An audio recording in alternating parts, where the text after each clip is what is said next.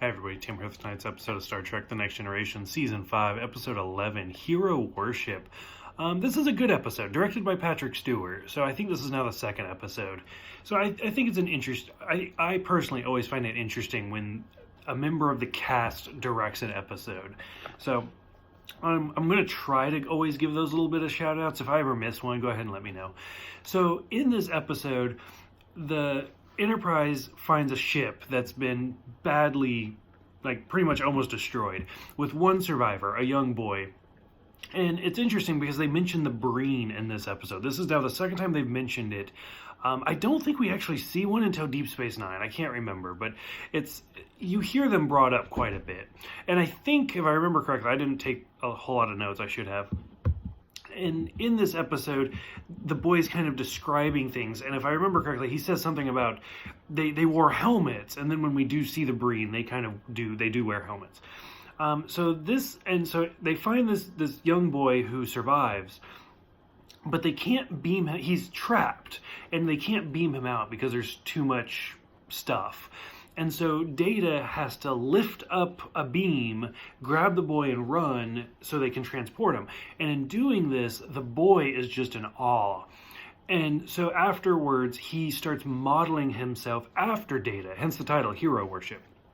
And he just starts copying all of his mannerisms and just all sorts of different stuff. And it's kind of interesting because we saw in an earlier episode where Data actually had a daughter and trying to teach her different things to be more human.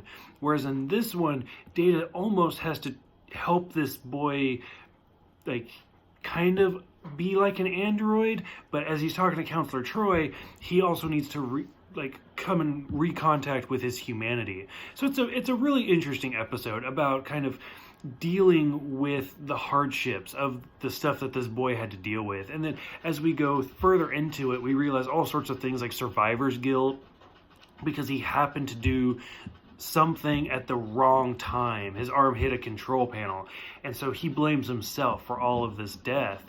And so it's helping him come to terms with reality. It's a really interesting episode to just deal with all of these difficult situations. And in contrast to this, I was reading about it, that this is the episode that they were filming when they found out that Gene Roddenberry had passed away. So I think it'd be interesting if I can ever talk to anybody, how that affected the crew in that. So it's a lot of stuff's going on in this episode and kind of behind the scenes. The acting in this episode, overall, it's fantastic. Brent Spiner always brings his A game, and Patrick Stewart, as the director, does a phenomenal job. This is a really, really well done episode, and I liked it a lot.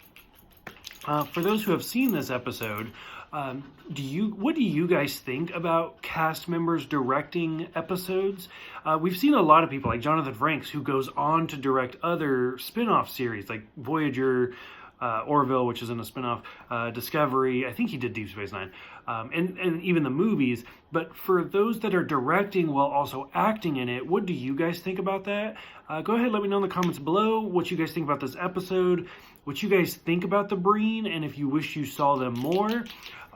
What you guys thought about Gene Roddenberry's death. For me, I was too young. I don't really remember it, which is kind of weird because I remember DeForest Kelly's death, but that happened earlier.